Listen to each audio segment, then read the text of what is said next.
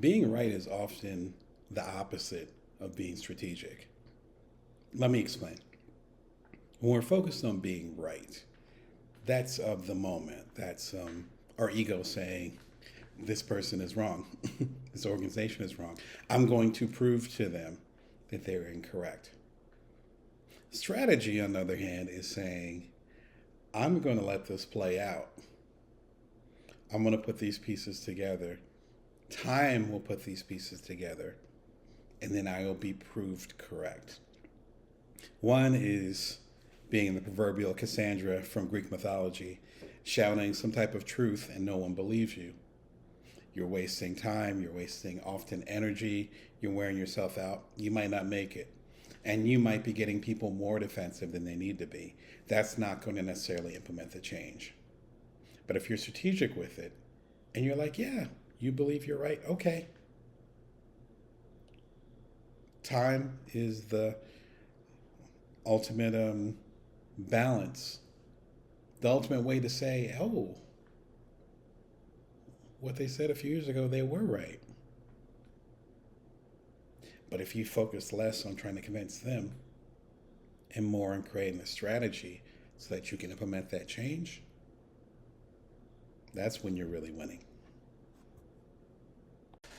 And going through some rough times and having two little kids, being a coach, being a leader, recently I realized that my main job isn't to shelter people and to look like Superman on the stage as I'm going through hard times.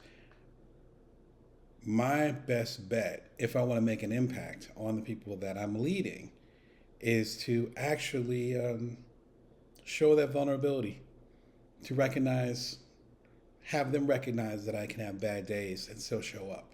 Because in doing that, I'm giving them permission, a blueprint, as far as how they can show up when they have a bad day. If I come off as perfect, if I do not show my vulnerability, then the people that I lead will have some type of false standard and believe that they might not have the strength because they have a rough day, because they feel like giving up.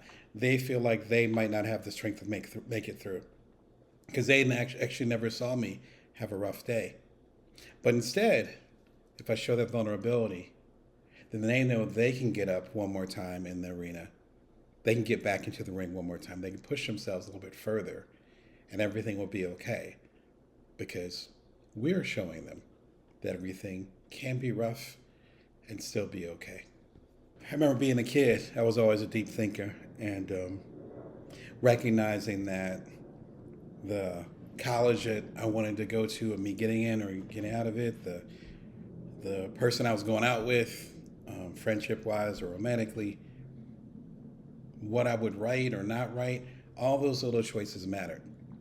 What I didn't understand was that sometimes it's the littlest choices that matter. And these big choices don't really matter. The secret, is that we don't know which is which. Now, I don't mean, whether you decide to leave early to beat traffic or, deal with traffic. I don't mean like that. I don't mean like a butterfly effect in that way. What I mean is you deciding to go to that party. There was one party I decided to go to. It changed the course of my entire life. No lie. So the thing is you have to use your intuition and not dismiss these little decisions that you make, because those little decisions could make difference between you getting to where you're supposed to be and you being stuck where you feel like you don't belong. That also means these big decisions, these things that we consider big decisions. Think about where you were, say, 10 years ago. What was the biggest stuff on your mind? If you have a diary, you have a journal, whatever, look up the stuff that was most important to you. If you're on social media, look at your social media posts. I will bet the bit of money that I have in my pocket that you will probably laugh, because those things that you thought were big weren't that big. But those little things that you decided, be sure to pay attention to them. They might make the difference in your long-term life. Trust tends to erode really quickly. What we often forget is that it takes a long time to build. It's like drips from a faucet.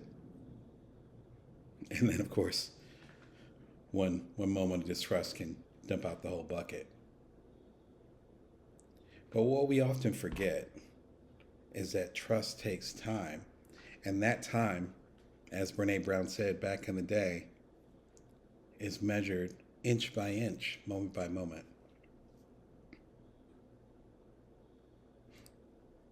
If someone comes to you with their troubles or a challenge, someone that you love, someone you care about, and you do not make the time for them, for whatever reason, and you don't communicate that way as far as having that door open, then over time, they're not going to come to you anymore because you've explained to them that they can't trust you with that information. You don't have the bandwidth for that. Doesn't mean you need to be perfect. What I'm saying is that trust is built moment by moment over time, whether it's a long-term relationship or a marriage, partnership. I've founded companies, a co-founder relationship. That's built bit by bit. And so don't discount those little moments where you feel like these big things matter. And you're not focused on these little things that build trust. Otherwise, you might be at a moment where either you need to trust someone else and they won't give it to you because it's not reciprocated in their eyes, or you might look up and realize you don't have anyone else's trust at all. And you don't know where it went.